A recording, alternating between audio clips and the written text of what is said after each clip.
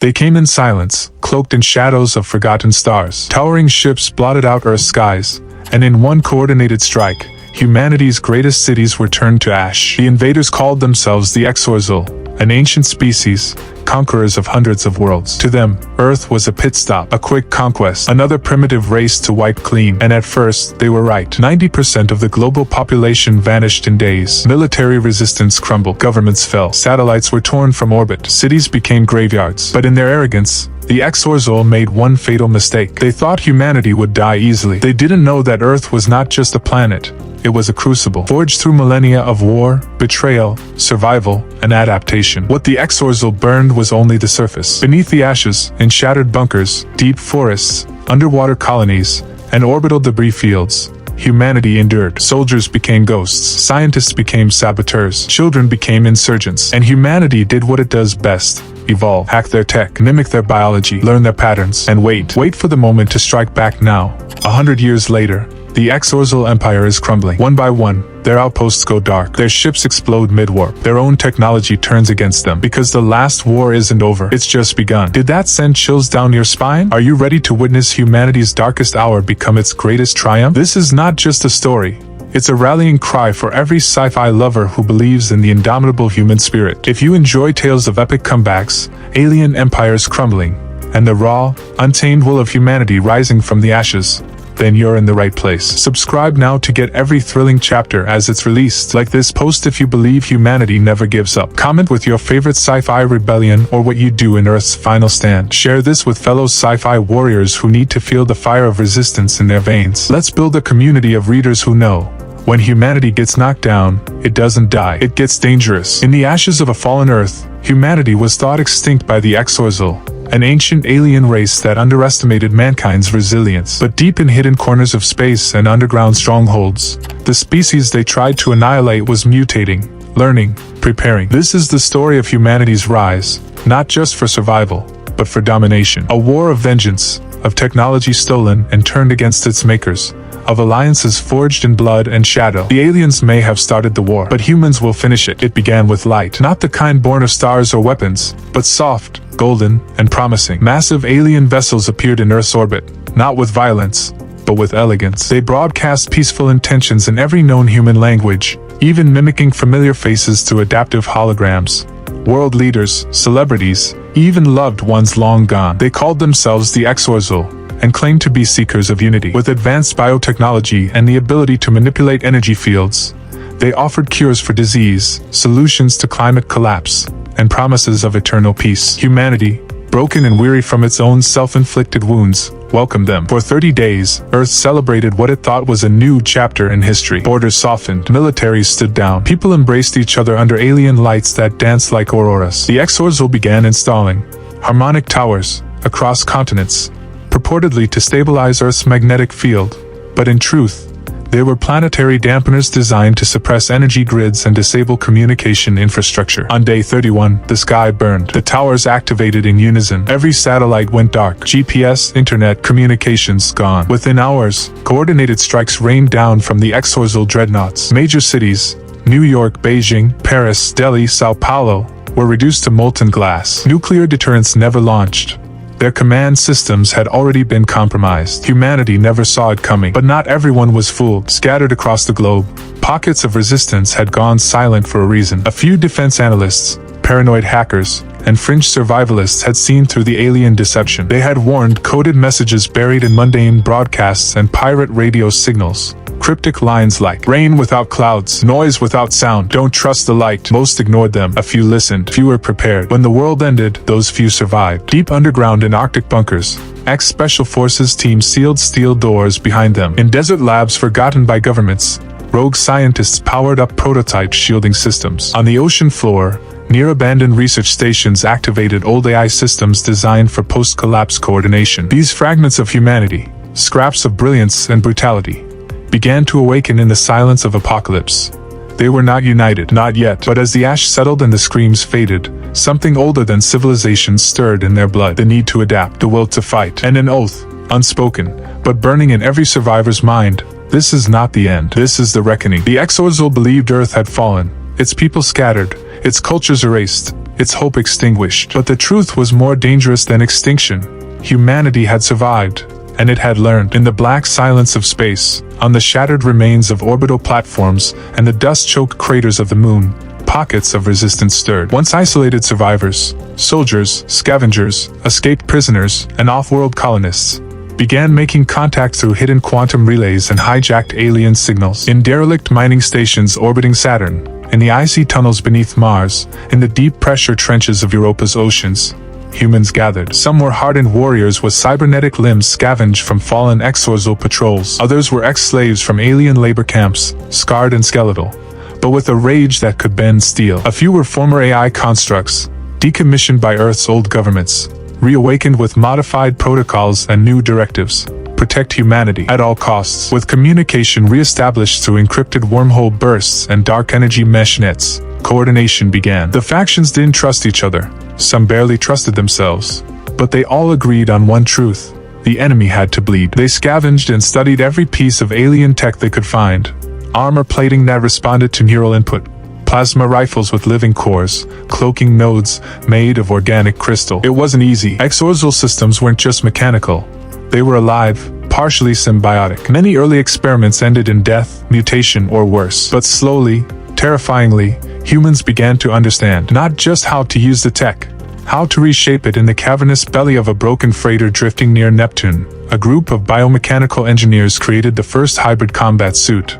A living exoskeleton bonded to its wearer's nervous system, capable of channeling stolen Xor'Zhul energy with devastating precision. On a rogue AI cruiser near Jupiter, a team of quantum hackers reprogrammed alien drones to turn on their masters, causing chaos in outer sectors. Sabotage missions followed, silent, precise, devastating. One by one, alien fuel depots erupted in flames. Slave camps were liberated. Command nodes went dark. Xor'Zhul patrols reported phantom attacks. Entire outposts wiped out with no survivors and no signs of human presence, save for a single sigil burned into the wall. H+ the symbol spread across the stars. The myth of human extinction shattered. Whispers of ghost soldiers and earthborn demons crept into Xor'Zhul strategy briefings. Panic took root in their once infallible hierarchy, because now, the prey hunted the predator, and for the first time since their arrival, the Xor'Zhul began to ask a question their kind had never considered. What if we can't win? Survival had never been the end goal. Humanity was never content with hiding in the shadows or striking from the dark and retreating. No, humans evolved to dominate. And now, with alien technology in their hands and vengeance burning in their blood, they were ready to become something more than human. It began in secret facilities, deep under Europa's ice, in derelict Martian vaults, and in the hidden labs aboard the wreckage of Earth's lost orbital defense grid. Scientists who had once fled from burning cities returned to their research, fueled by desperation and a singular goal: level the playing field. Human biology, imperfect and fragile, began to change. Cybernetic enhancements replaced shattered limbs. Nerve-linked neural mesh implants boosted reflexes and cognition. Some volunteers, brave or broken, underwent full-body conversions, becoming weaponized machines with human minds, their pain replaced by purpose. Meanwhile, genetic re-engineering programs pushed humanity even further. Borrowing from Xor'Zhul biology, they created soldiers capable of rapid tissue regeneration, enhanced vision in multiple spectra, and resistance to vacuum exposure. Others, selected for their rare neurological patterns, were embedded with psychic resonance amplifiers, devices that awakened latent telepathic and technokinetic abilities. These psions could disrupt alien networks with a thought, see through walls, and shatter matter with focused intent. They called themselves the Ascendants, not quite human, not quite machine, but entirely unstoppable. With this new force rising, the resistance unified. Stolen Xor'Zhul vessels were refitted, their systems rewritten, hulls repainted in obsidian black with the crimson mark of Earth carved into their bows. They didn't travel by traditional warp, they folded through space using captured alien drives. Silent, fast, deadly. They called it the Ghost Fleet. From the fringes of the galaxy, they launched coordinated attacks, striking deep into alien territory, hitting military supply chains, communication nexuses, and strategic cloning centers. Entire moons were liberated in hours. Xor'Zhul colonies blinked out of existence, their last transmissions filled with static and panic. Witnesses, when there were any, spoke of human ships that moved like phantoms and warriors who didn't bleed. The galaxy took notice. Neutral systems and enslaved species, once too terrified to resist, began to whisper. The humans live on mining colonies and trade hubs. Graffiti scrawled in every known tongue began to appear. We are coming. News spread faster than light.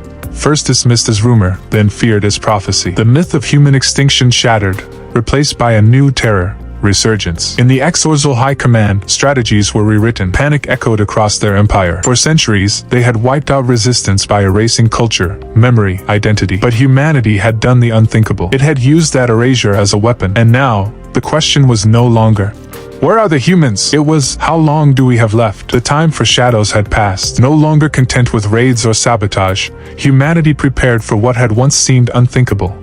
A full-scale invasion of the Xor'Zhul homeworlds. The enemy that had scorched Earth would now feel the fire themselves. Across every hidden resistance stronghold, one message was broadcast on encrypted channels. We are not the hunted, we are the reckoning. The ghost fleet multiplied. More alien vessels were captured and reprogrammed, some now fused with living human pilots in symbiosis. Ship and soldier indistinguishable. Massive carriers, stealth destroyers, even planetary siege platforms were mobilized. AI war commanders, built from remnants of Earth's lost defense network, plotted trajectories beyond known space, using stolen star maps to locate the heart of the Xor'Zhul Empire.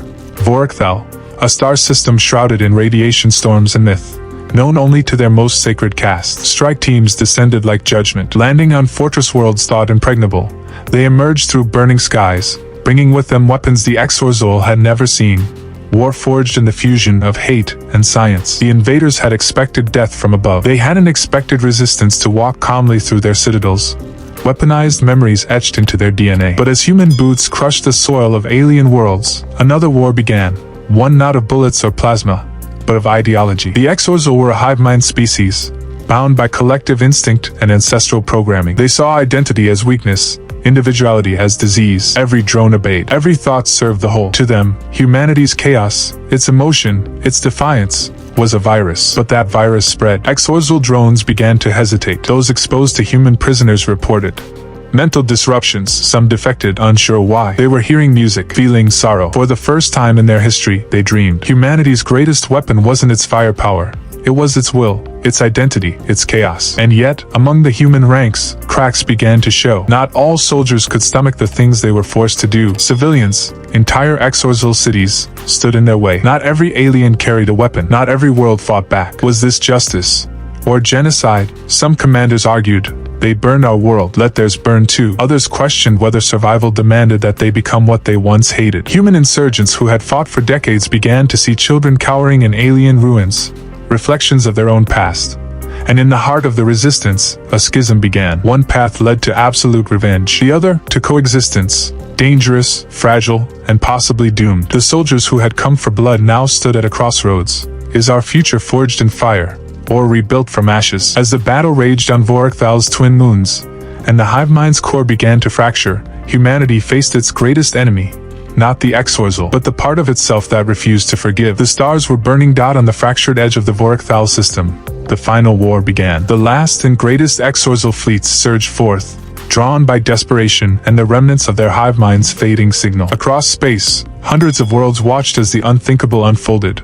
Humanity was not retreating, they were advancing. The Ghost Fleet, now a terrifying synthesis of human rage and alien power, spearheaded the assault. Warships no longer bore names, only call signs and scars, each one a floating tomb of memories and vengeance. Behind them followed dreadnoughts crewed by ascendants, psionic warriors, AI tacticians, and engineered soldiers whose hearts beat with hybrid fury. On the ground, invasion forces pierced the last bastions of the Xor'Zhul command. Once vast hives, organic spires stretching miles into the sky, now buckled and crumbled under orbital barrages. And at the center of it all, beneath the dying sun, was the hive core, the biological nexus that linked their collective mind. If it fell, the Xor'Zhul would be broken forever. The final strike was led not by generals, but by survivors, those who had seen Earth burn, who had lost everything and built their strength in the ashes. They fought through nightmare landscapes of living architecture and neural defenses, their minds under constant assault from psychic echoes of an empire that had known only control. But they pressed on, because humans had one advantage the Xor'Zhul would never understand: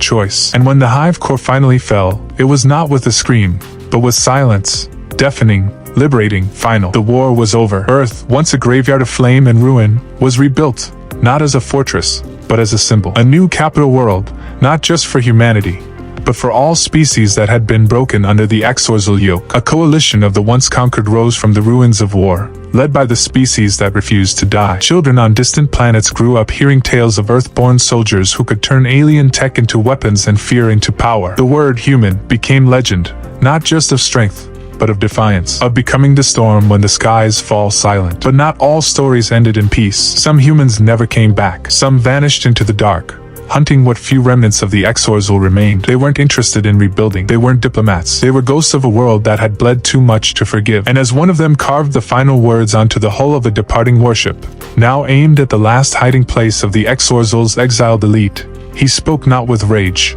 but with cold, perfect clarity. They should have finished the job. Now we finish theirs. As the dust of war settles and new stars rise in the aftermath, one truth remains unshaken. Humanity is never truly defeated. We bend, we break, but we never break completely. From the ashes of our darkest hour, we rise stronger, fiercer, and more united than ever before. This is more than a story of survival.